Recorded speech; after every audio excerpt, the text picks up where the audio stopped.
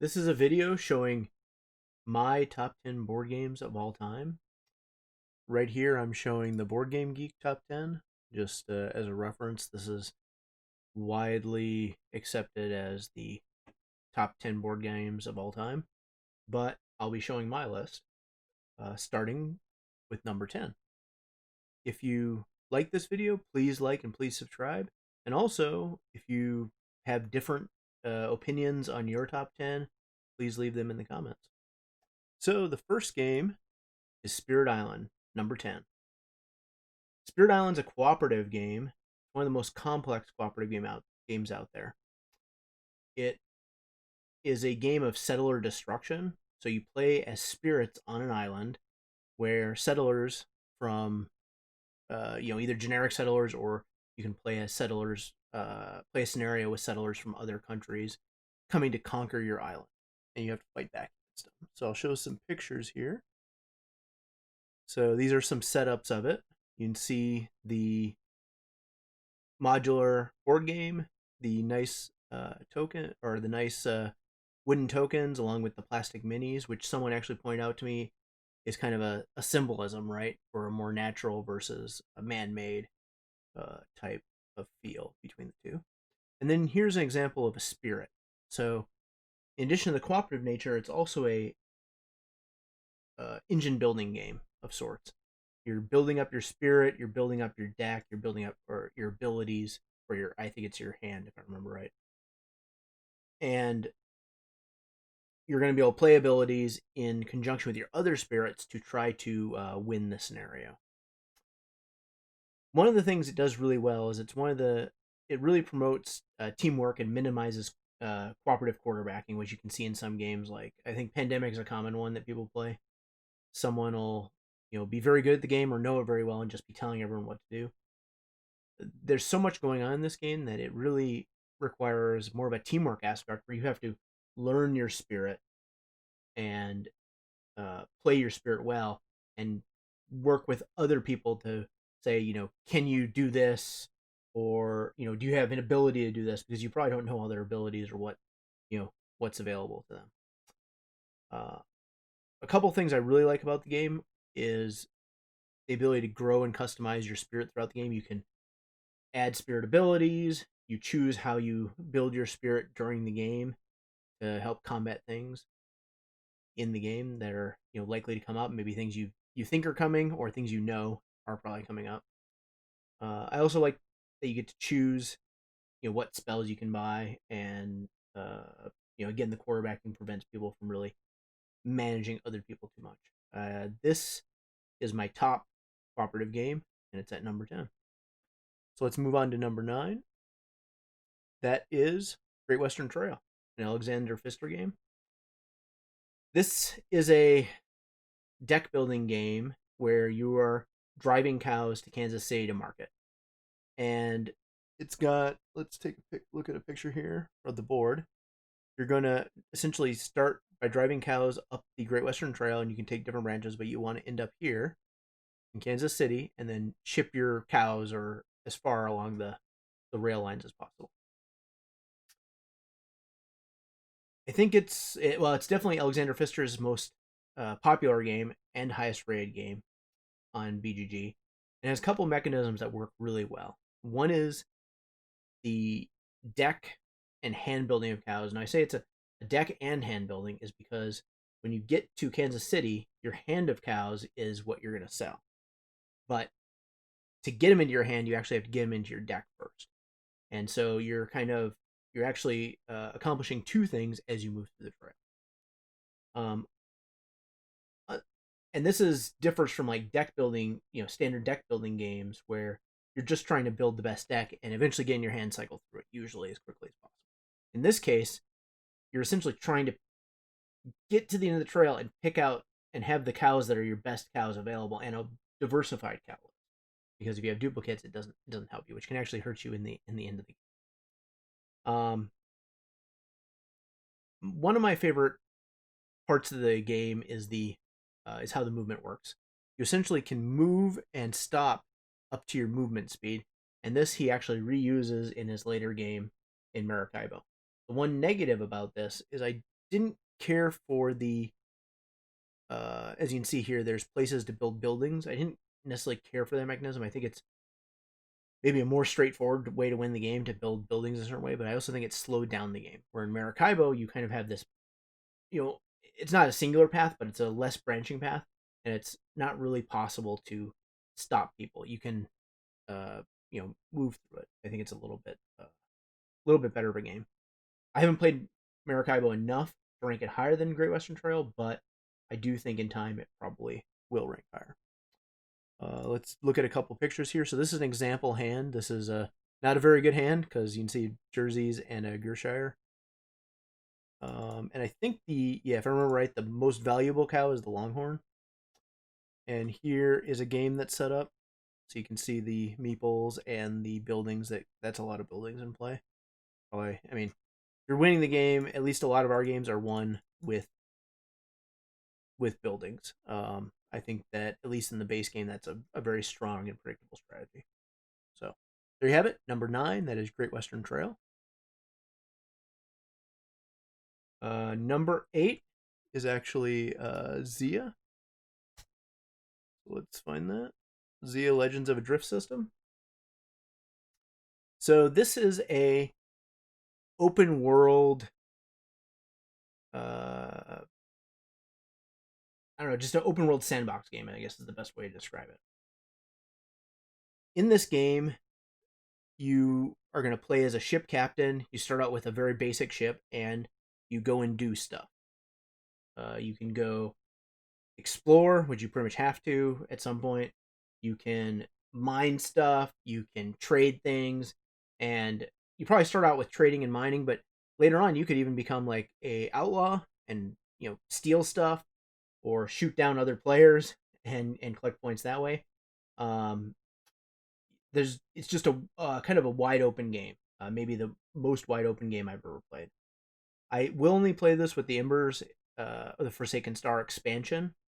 Improves the game a lot. I think the original game I think is made for more of a hardcore audience. I think that the game plays best when it's a adventure that you go through, and it's not so much about winning and losing, but the way you get there. I also really like the Missions and Powers expansion. I think it adds a lot of direction to an otherwise directionless game. I will say this is my highest ranked sandbox game in the list, although I haven't played very many sandbox games. It is my favorite. And even though you'll see most of the games on the list are not thematic games or Ameritrash, I did like this one a lot. I think it's related to the fact that I liked games where you have to explore, you can kind of choose your own way, and I also like the fact that you can upgrade your ship. I think that's a big portion of the game is deciding which upgrades you want, going and buying them, and that's the customization process there is very open, and you can even buy new ships throughout the game and get better. I think if you're going to play this game, you need to know that it's not, in my opinion, it's not a game you play to win. I mean, you try to win, but you might win or lose based on a D20 roll, essentially. So you have to know that going in, that if you roll badly, it's probably not going to be your day, but I think you can still have a fun time. I didn't roll great the last game, and I still had a good time.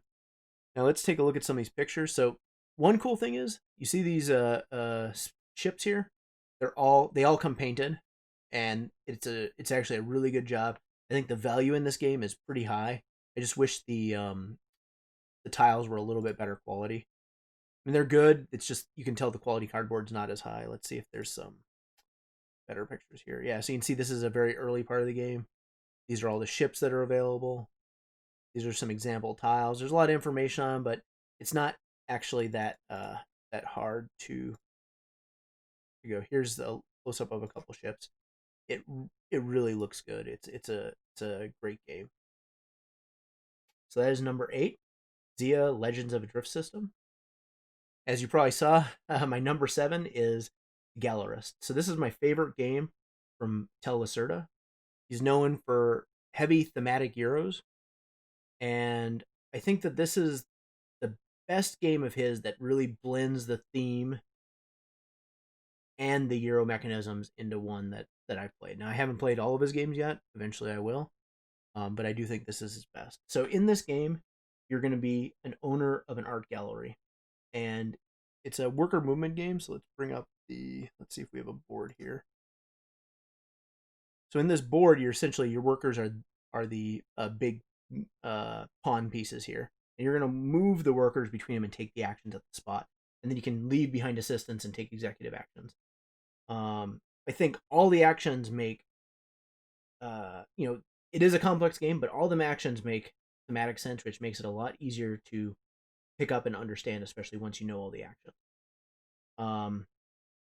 The game works really well. I think it can be played fairly quickly if everyone understands it, which is probably under 3 hours or under 2 hours if you're playing it a lot.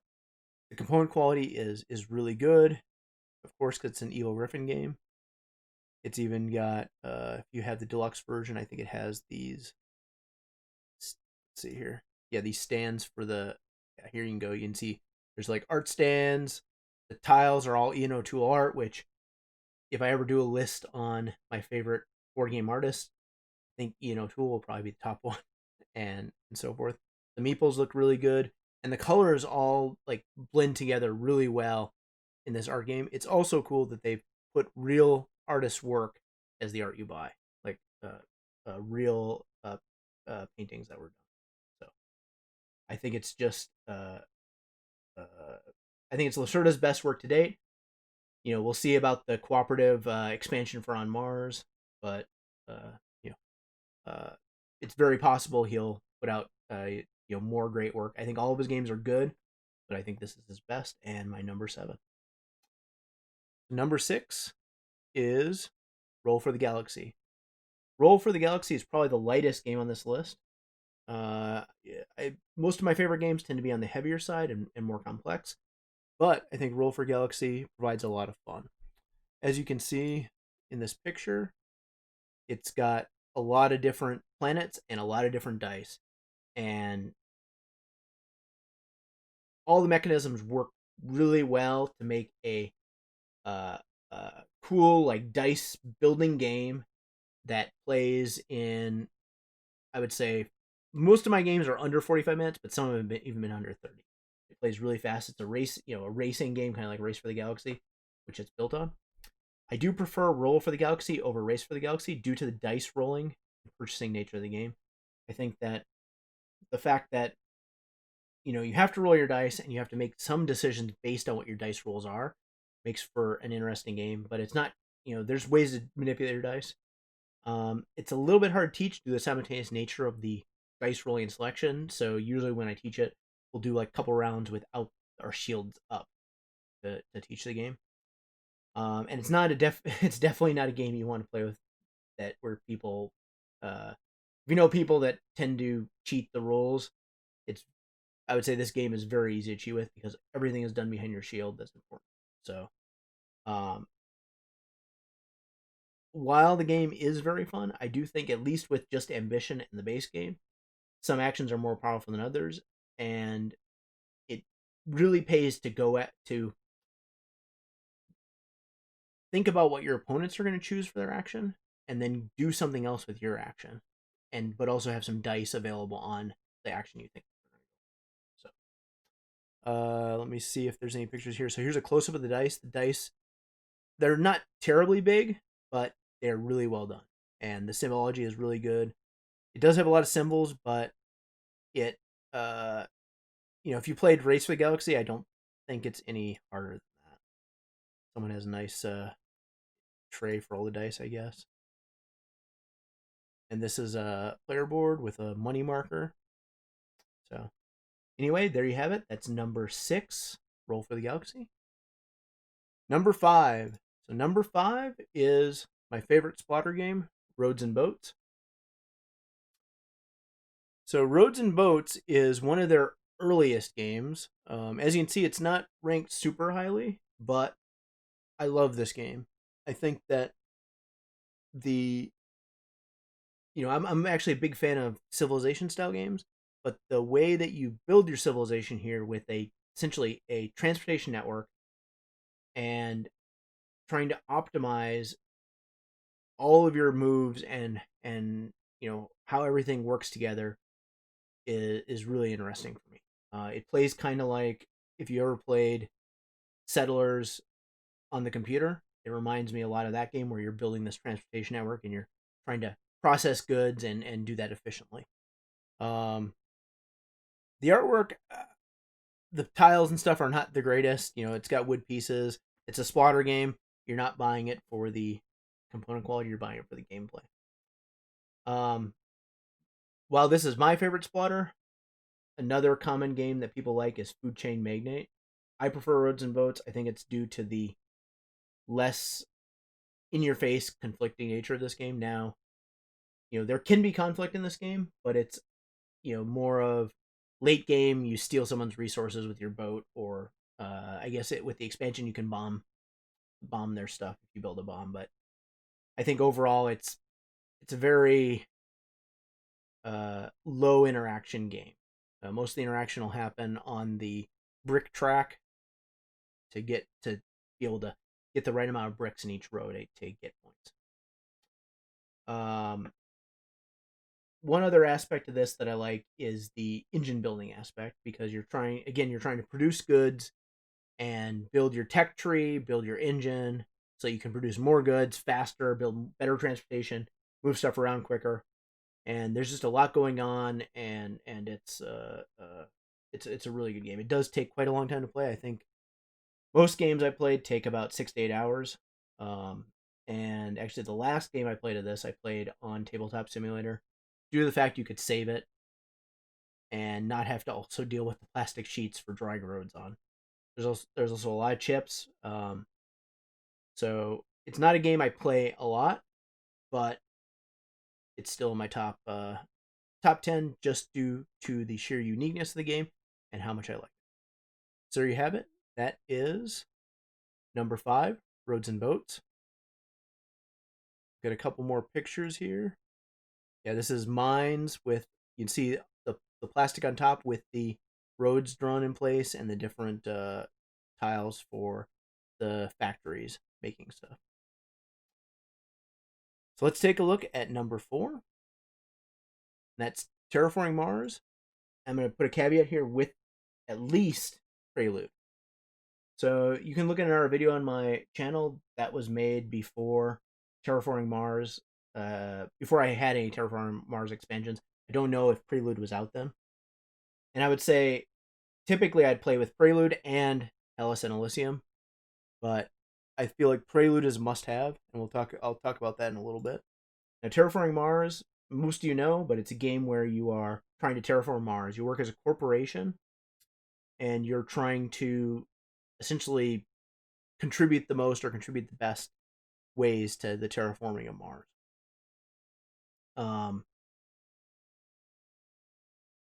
Originally, when I played the game, I thought it was a good but not great game, and Prelude and the maps changed it.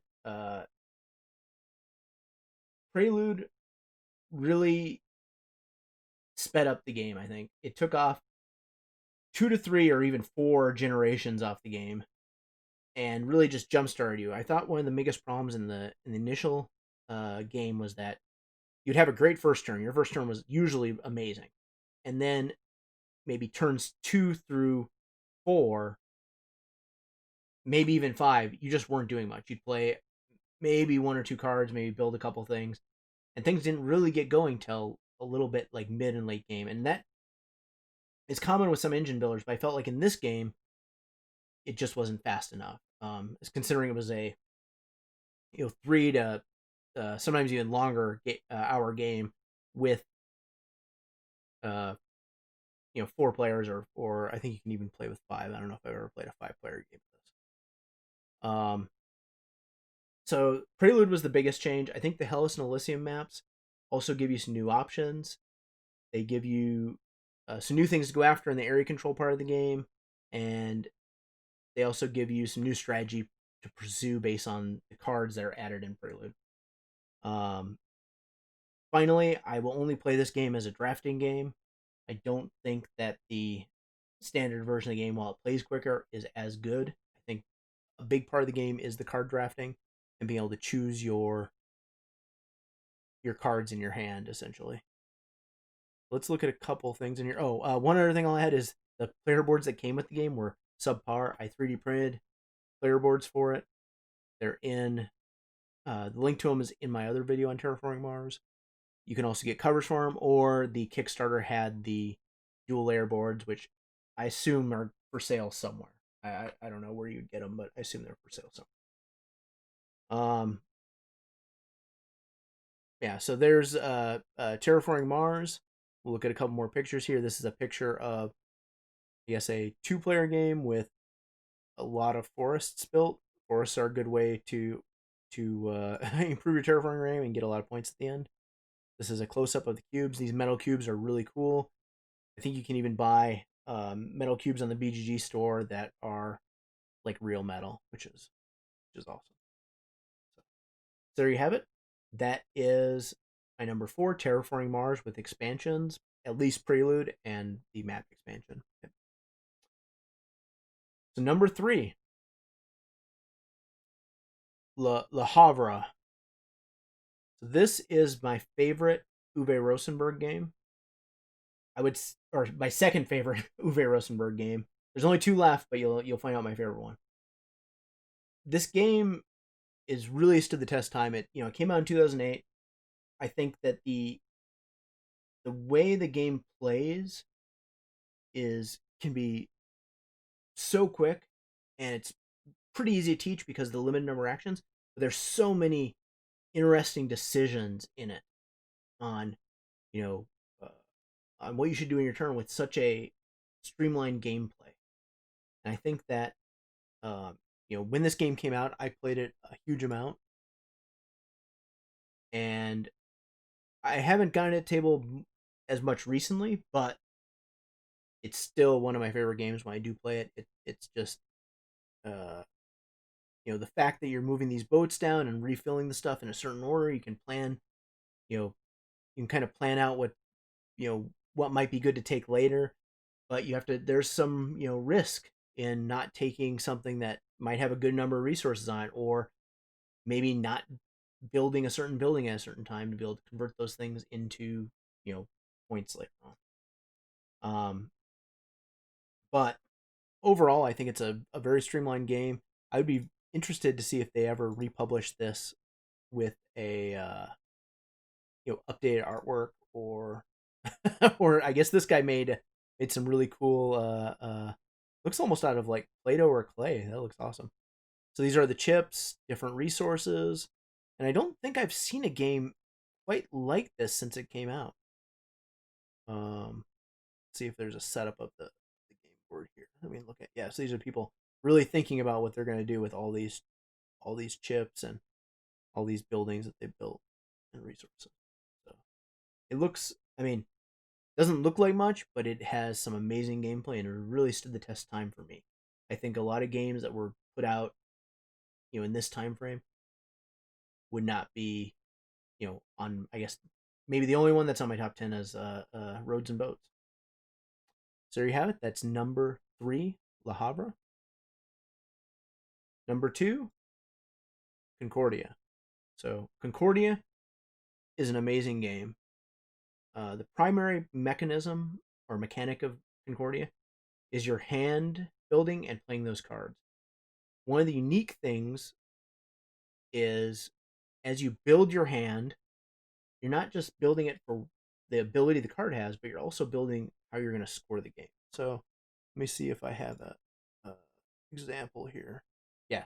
So on here, this is going to score based on Saturn. Now, I don't remember what Saturn scores, but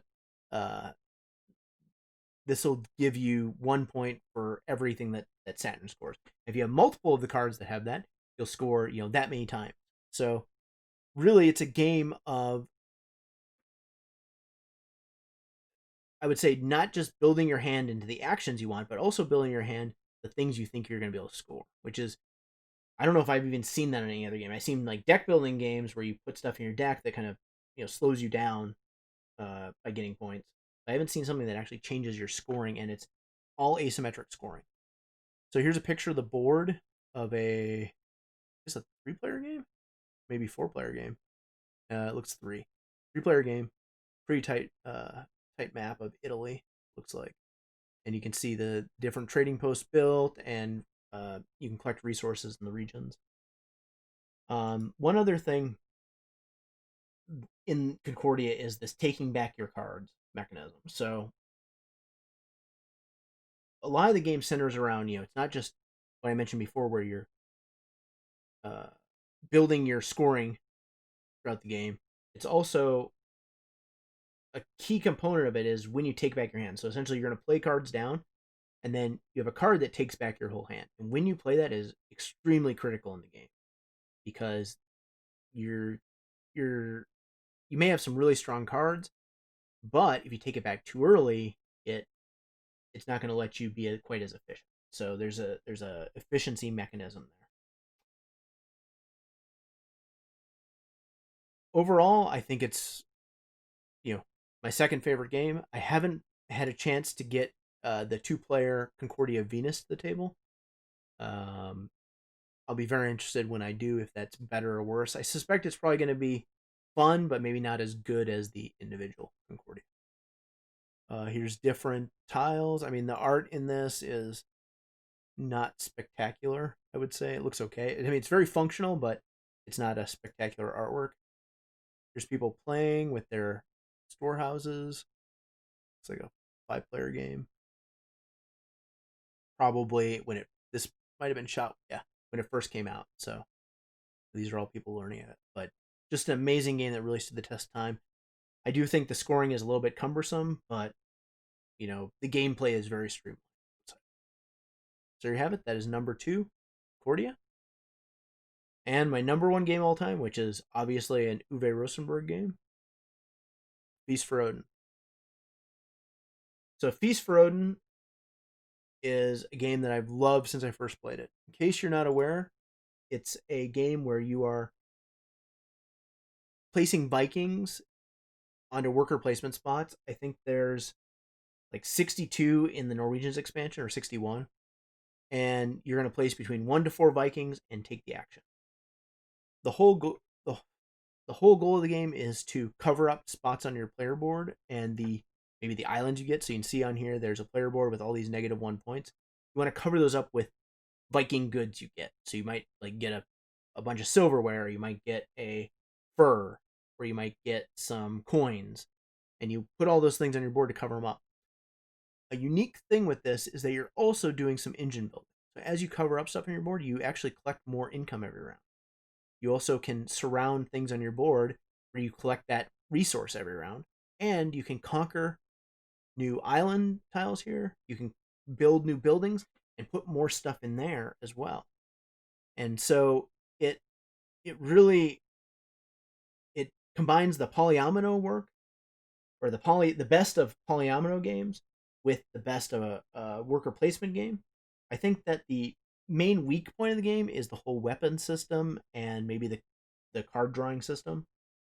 It does get improved in the Norwegians expansion, which I do highly recommend getting, because it changes the worker placement board. I think it makes it a little bit more balanced, and it adds some new stuff, even some new goods.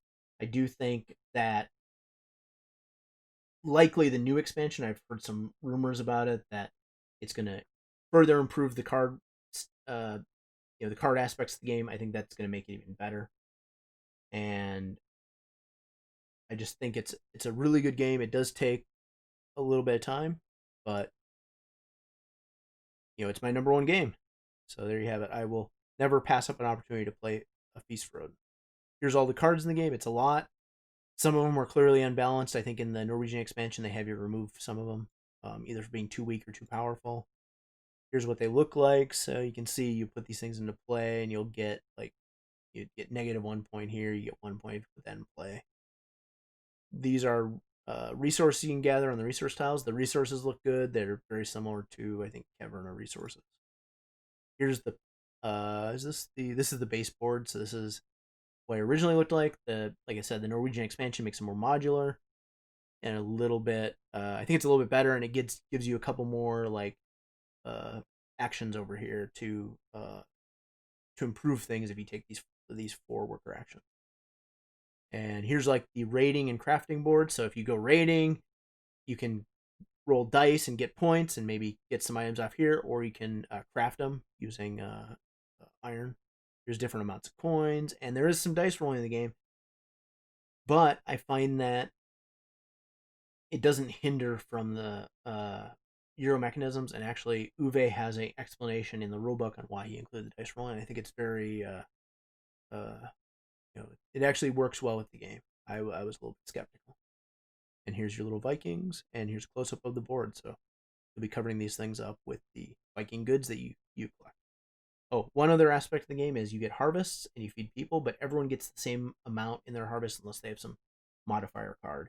And everyone has to feed the same amount of goods, and there's some rules with which goods you need. So you can't just like collect a whole bunch of like milk and feed all your guys milk because it probably won't. So there you have it. Those are my top 10 games of all time. Again, if you like this video, please like and please subscribe.